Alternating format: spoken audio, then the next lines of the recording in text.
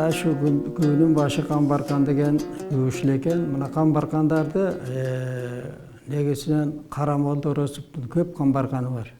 Колхоз Камбарканы, Терме Камбарканы шундай. Анан Атай Огонбаевтагы bir kүйші Камбарканы мен азыр черттім. Экинчи күй Атай Огонбаевтың Маш Камбарканы да. Биринчиси Қарамолданың Терме Камбарканын жарымына чейин черттім. Эми bu evin taap çetkenge 52 Kambarkan, akılın taap çetkenge 62 Kambarkan degende her bir önörpösün özünçe Kambarkandары.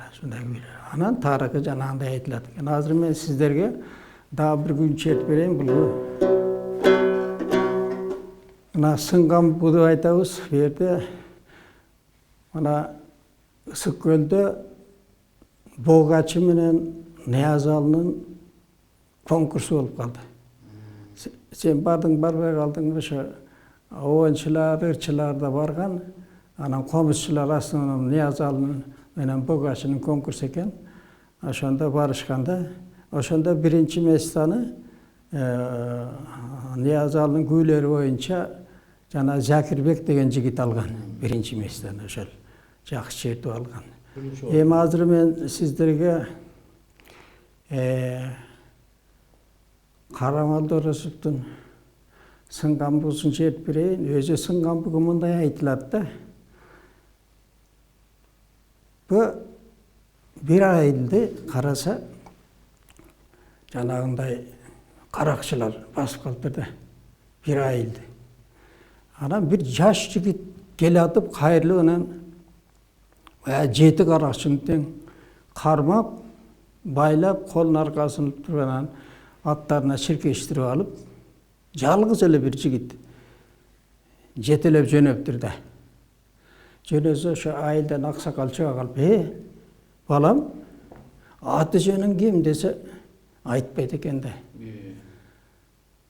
Анан эмнеге атын айтпайт деп, ээрчип баса бериптир. Анан мерчемдүү жерге барганда сураптыр.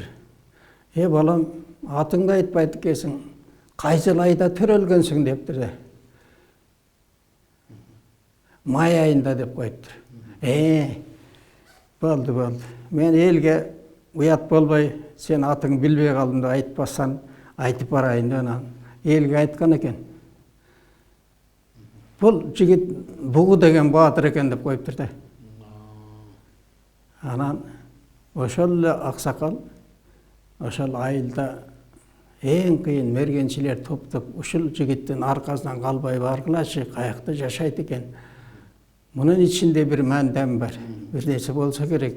Болбосо мындай үн чыкпастан эле душмандар талкалап анан элге жакшылык кылып коюп басып кетет. Атын айтпаса деп анан аркасынан жигиттер барып, да тыңшаса тода bir komuzun ün çıgat eken de. Anı ulam jakındaşıp barıp, jakındaşıp küйтүгөнбөйт eken. Çerте oturat eken. Ana janına barıp, küy çertilip atkanda salamdaşpayt da. Baran janına barıp oturup kalışat eken, çert etken anan. Komusu mınday alıp oturup kalat eken. Oturganda şu arasından bir mergençi koldan komusu julup alıp, айнанайын балам, биякта эмне жеке жүрөсүң дегенге аш эмес. Анан колунан комузду кайра жулуп алып туруп анан күйүн улантат экен да. Анан таң калышат экен, күй чертилип атат экен, таң калат экен. Күйүнү улам муңду чертип, башка эч сөз айтпастан болгон ошо суроо бергенден кийин көзүнөн кичине жаш чыккан болот экен, башка эч сөз жок. Анан ошо күн чертип атканда чертип бүткөндөн кийин баягы аксакалга барып айтат экен, ушундай күй чертип атат, бирок өзүнүн атын да айтпады, күйүнүн атын да айтпады. Өтө муңдуу күй экен дегенде, ал ошол өзүнүн ичиндеги бугун ошо комуздан чыгарат турбайбы? Ичиндеги бугун көрсө, ал ошо жакта жалгыз жашайт экен, ал мергенчиликке кеткенде аялы жок да. Издеп элден же Baya Baatır jigitten korkkan el aytpayt eken. Oşentip jogolup kalat eken. Yani oşonda oşol günü çetkendegi günün oyu oşol bala gü çeteli özünün içindeki bugün çıgar olat eken. Oşol gü şu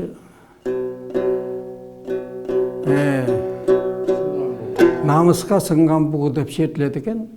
Намыста эми бирөө айтайын десе айта албайт, бирөөлөр тапса согушайын десе ал киши көрүнбөйт, коркуп. Ana ошондо чертилген күбө экен мына сыңган бугу. Намыска сыңган бугу экен.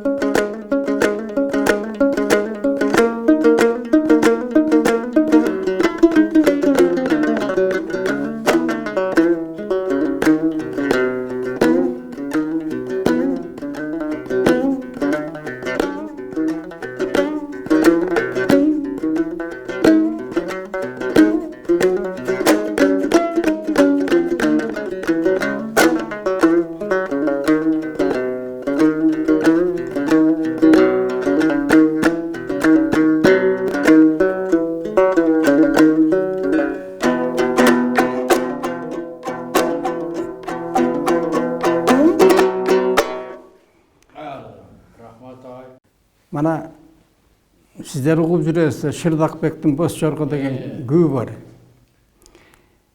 Мұны Нияз Алаба айтып, елді күлдіріп, қиын шертшікен.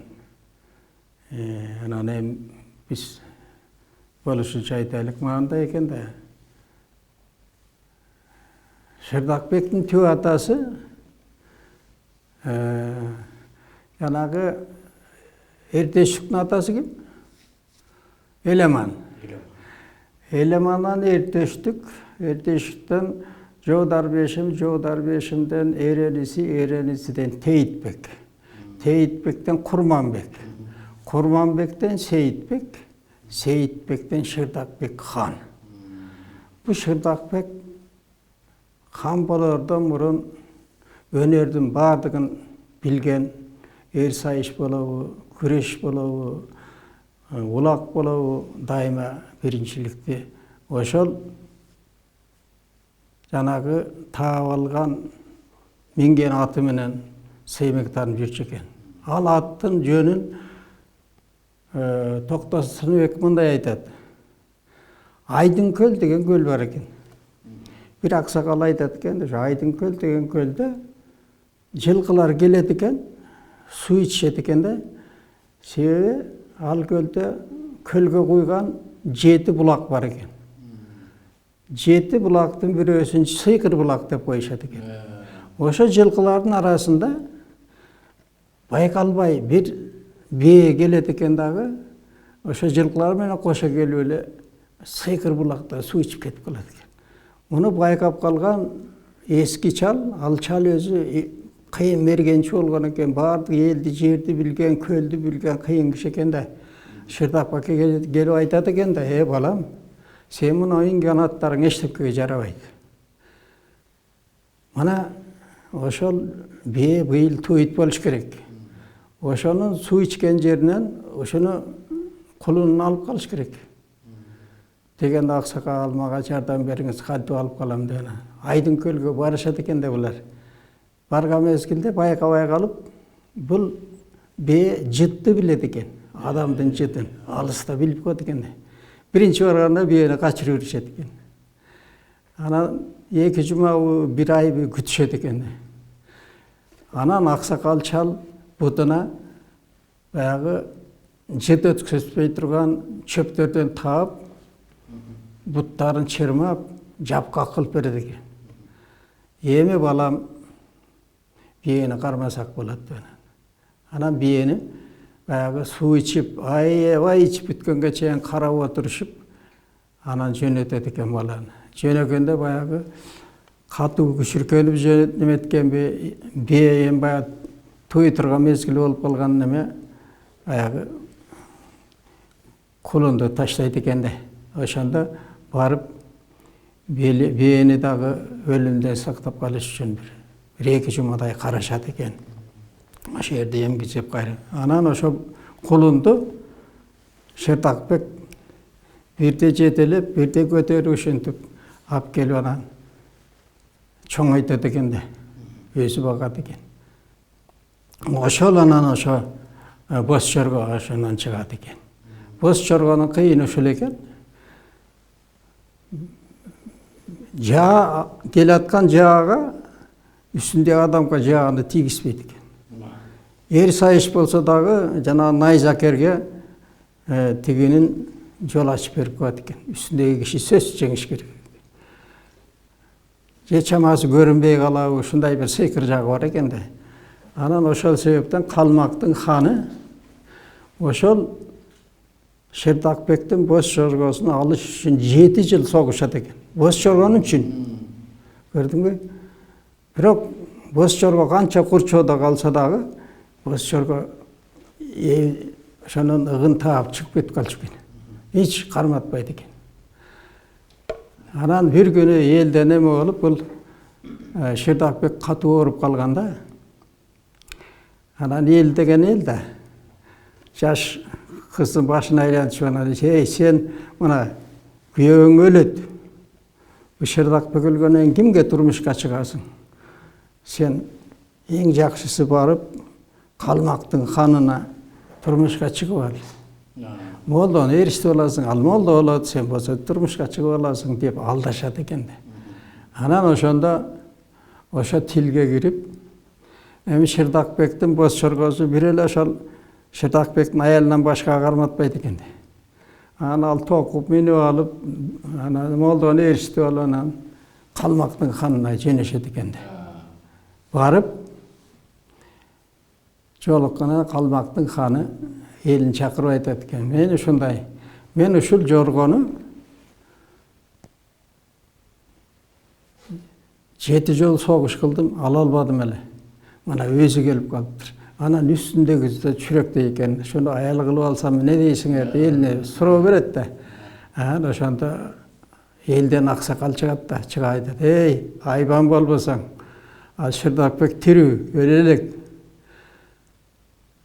Sen munagu xandığından düşösüң, elden çıgasың, adamdıktan çıkıp kalasың.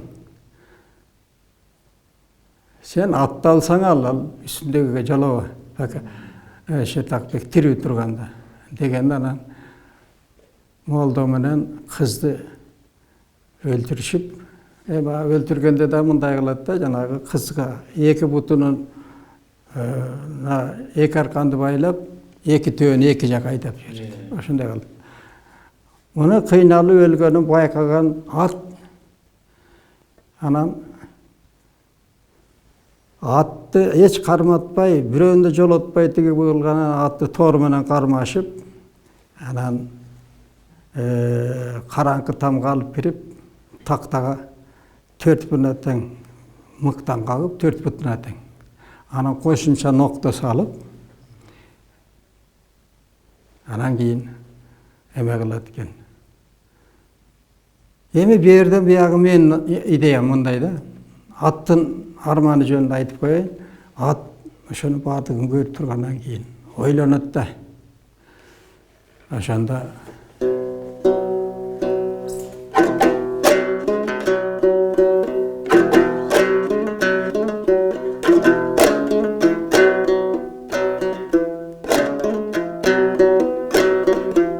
мен Şırdактын боз жорго, шылдың болдум досторго.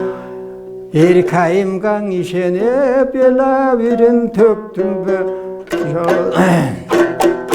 Жоргатымдың унутуп, мен жолор жакаңа өттүмбү.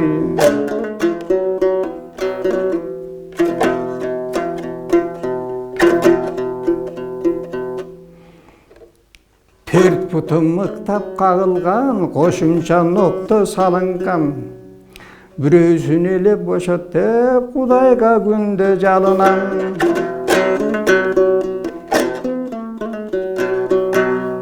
Жатып албай камакта, уят болбой калмакна, учуп чыгам заматта бүгүн түнү таң атса.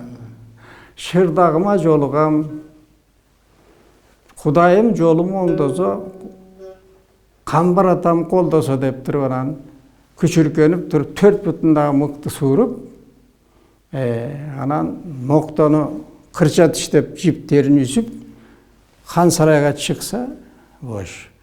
Анан 2-3 айланып туруп секиргенде ашып түшөт дагы, баягы барган жолу менен жоргосунан жаспастан, аркасынан кубалаган ошо канча күлүк болсо ошолорго жеткирбестен анан Şırdakбектин агөргөзү көрүнгөнгө чейин чуркайтты.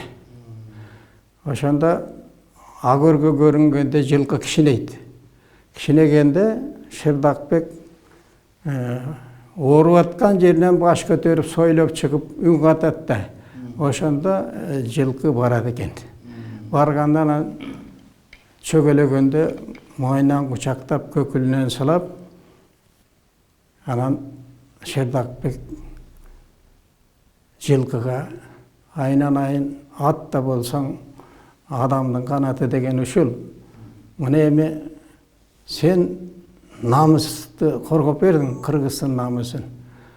Эми сага мен жооп берейин. Өзүңдүн жапайы үйрүңө кошул. Деп анан мойнун бекем кучактап, өзү мерчем деген эс алчу жерине чейин кошо барып, атка жооп берет. Бирок ат кетпейт да, тигинен көзү өтүп кеткенге чейин улам күнүгө кабар алып ушинтип турган экен дейт. Анан ошондо ошол калмактын ханынын Аксарайынан чыгып, Şırdakбектин ак өргөсүнө чейинки аралыктагы ошол жоргонун жүрүш чертилет берди.